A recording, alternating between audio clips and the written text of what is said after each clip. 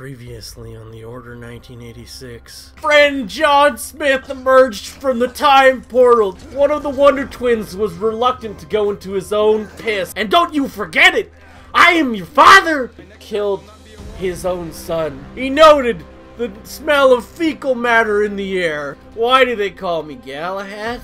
Staring at its dead porcelain-like skin. I can see why they relegated you to the roof. No. The center one looks awful prime. I said, you want to start something? That's right. You know your place. Do they not understand how Photoshop works? Oh, is that your morning makeup or afternoon makeup? Because either way, it looks like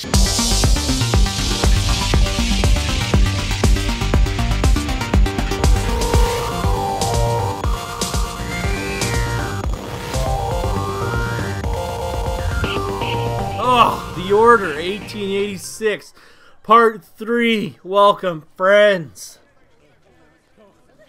John observed that he publicly ran into somebody.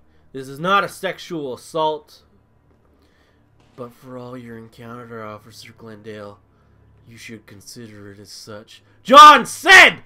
Oh my God! Whispered into the ear of Officer Glendale. Quite inappropriate indeed. John continued.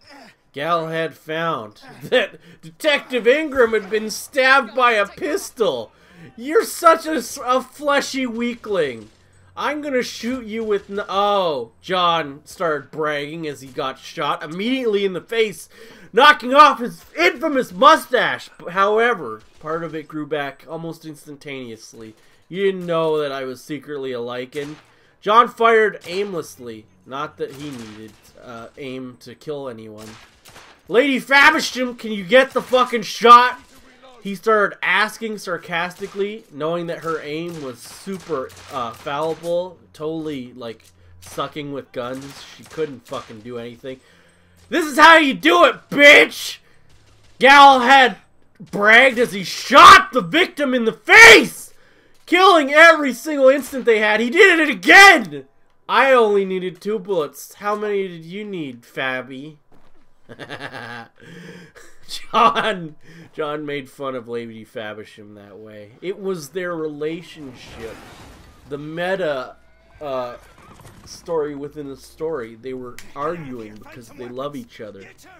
These are the themes of the Order 1986. And perhaps, maybe if you studied a little more, you'd understand. John cared nothing for this confrontation.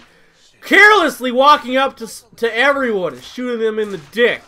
I'm gonna kill you. Something fierce. John reloaded his pistol. He quickly adjusted himself to make his superpowers even more known. John continued. First grabbing some ammo, not that he needed it. John ran and stabbed someone in the fucking throat, ripping their jaw off with his own neck muscles. I'm gonna fucking murder your family. John ran from person to person like some sort of superhuman beast. I don't need cover, Fabby, get the fuck out of the way. He spat even more. John, continually kicking someone in the face. He just went after everyone. He's totally fucking awesome. John, the super badass. He's impervious to damage. John, stomping someone's face in. Galahad, the victor. What you know about power? Unlimited power. John smashed someone's nose right off, ripping what little of their face was left. He took on 2 at once, like an unholy DP of wrestling action. Only the penetrator this time was Galahad himself. Leftovers? I don't do leftovers! He screamed, killing the remaining evil person as he went to the last bank robber. I gotta shoot you in the cock!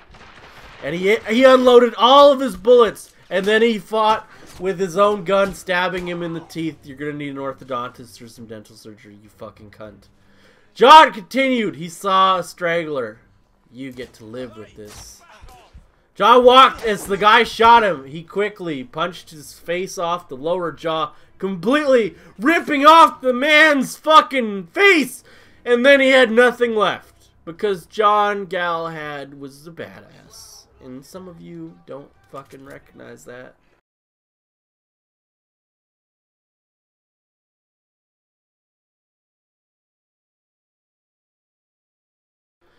So you better fucking get on the program. Galahad approached the door with the furious fever that only John Galahad had as he continued walking through the streets of London. A one-man wrecking machine.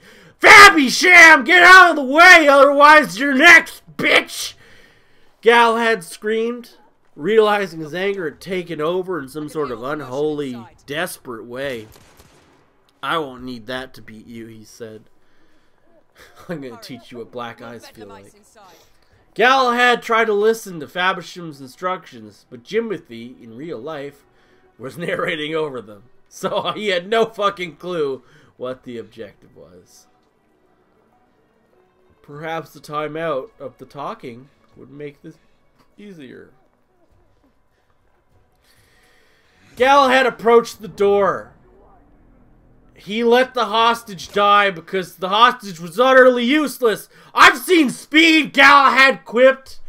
You always shoot the hostage. Galahad was forced to relive this, like an endless Groundhog Day, a spiraling down of his life.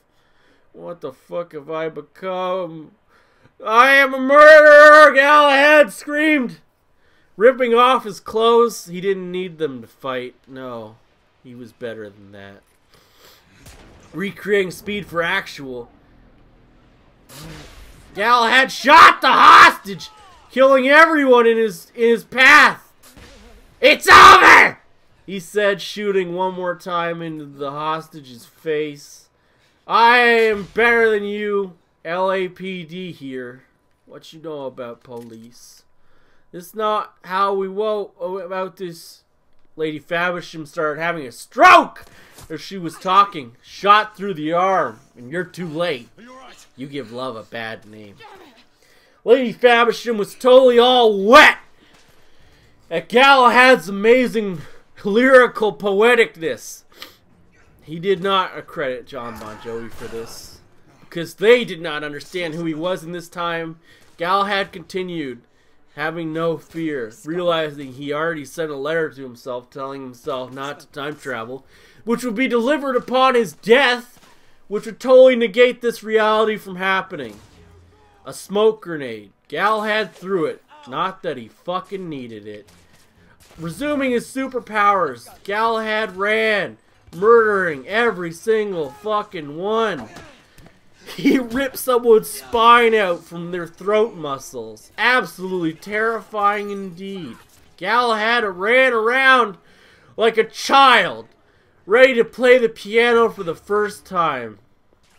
But no, he was a drunk, stumbling through, staggering on the Los Angeles, London Times recreation. This is all movie set!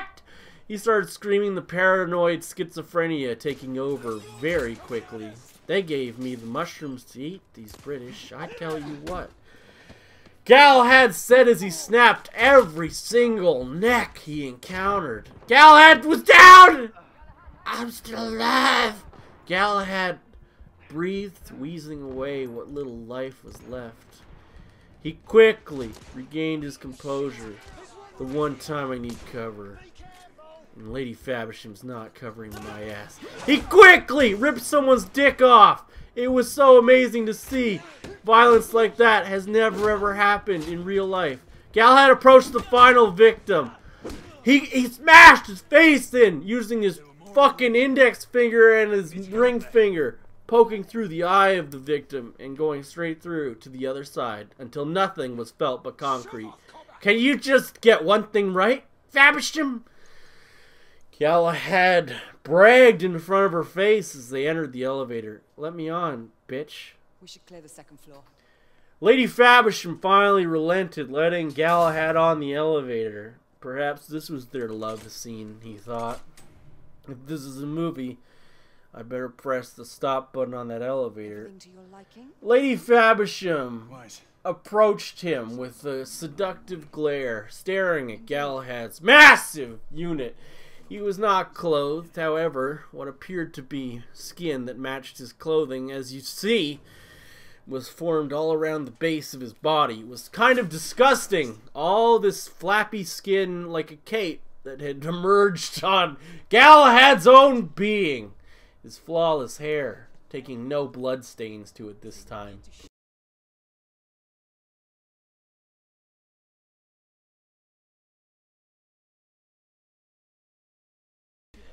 I know what you're going to do to me in a few weeks, Lady Faversham, and I want you to know, because I'm a time traveler, I'm going to kill your fucking family. Galahad immediately took action, totally not paying attention to this entire scene as he walked about, watching Lady Faversham take down Danny Moscone. Galahad was actually impressed. I can't believe you did that, he said. You just fucking broke his neck. He saw Danny Moscone. His mouth was moving. I'm going to put him out of his misery. It's clear he is in some sort of synaptic pain as his eyes closed. Right through his skull! He's dead. Fuck you. Galahad only did headshots. Everything he hit was fucking... He had perfect aim. He was the best around, and no one could ever take that from him. As he continued running in, he did not care about bullets hitting him. He continually pummeled every single person in his way, cold cocking him hard in the face. This next one's for you, Fabby. He shot Lady Faversham right in the breast as they continued forth into the arena. Galahad was so unimpressed he did nothing. He didn't even need to react in the way the game makers wanted him to.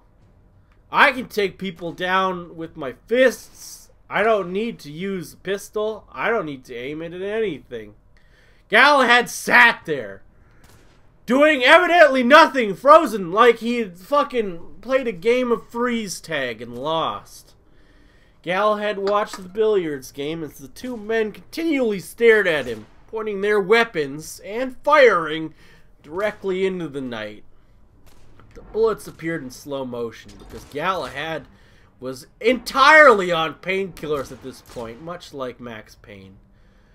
Galahad ignored all of the bullets. Perhaps I can sink... Want to see a trick, fellas? I'm going to sink the 8-ball in with this bullet, he said, shooting immediately into everyone's sternum.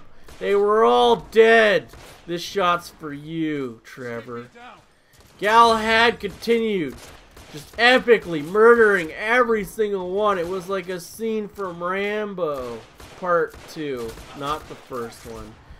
John took them down using a billiard ball to smash the man's nose in.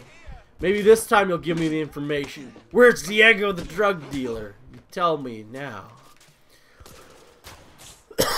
Galahad approached using a pool cue this time. He broke it in half and inserted it in the man's rectum all the way through to the other side. Galahad using his superior muscles and strength to kill every single one. I hope you get kidney damage, faggot. Galahad threw fuel on the fire, insulting his foes as he continued relentlessly through the corridor.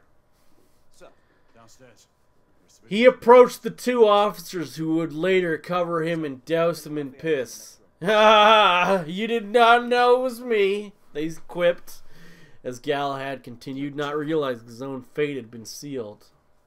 Oh, and Lady Faversham saw Pierre, her own brother, cracking wise at the once fabled Lady Wyndham, who had now taken up residence at the Ritz-Carlton Hotel in London's East Side. Pierre tried, giving a seductive wink over to Galahad. "I shall see you later, mon frère." Pierre was certainly the weird type indeed, taking Lady Wyndham's hand and sucking on the ring finger like a fucking sea slug. It was absolutely disgusting what he did with his tongue. Wyndham, totally taken aback, completely wet inside, wanted Pierre back. "Come back to my life, monsieur." Pierre emerged Ha ha ha, my friend. We shall go back to my suite and maybe have a little wrestling match and prove who is the victor. Pierre said it wasn't clear if he was French or Russian at this point, Galahad thought, as he looked with a dismissive glaze on his eyes. I don't care about you, Pierre. Do you get this? I love Lady Faversham, and that's who I love. You think about that. Pierre walked off disappointedly, drowning his own sorrows in some sort of homemade alcoholic concoction. Walking down the streets of London. Oh, what a treat, Galahad thought as he made his way down to the stairs, on the furthest lowest rung of the street level. I hope we don't run into some peasants, he quipped to his fellow accomplices as they made their way further and deeper into London's sewer system. Maybe we shall catch a train? Let's go. In my time we have fucking cars, he said, at Lady Faversham's idea of catching a fucking train. It was quite the idea at the time, however, it was completely stupid. She had made such a fool of herself back there. I ought to finish this for him. And then at that point, the London police had completely trapped Galahad in the sewers. It was terrible. Anyway, I hope you're enjoying this Let's Play. Be sure to leave a like, share it on social media. It always helps me out. I appreciate if you guys could show some love to this series. It's new for me to do a Let's Play. And I hope you guys are enjoying it very much. Peace out. I will see you in the next episode of The Order 1986.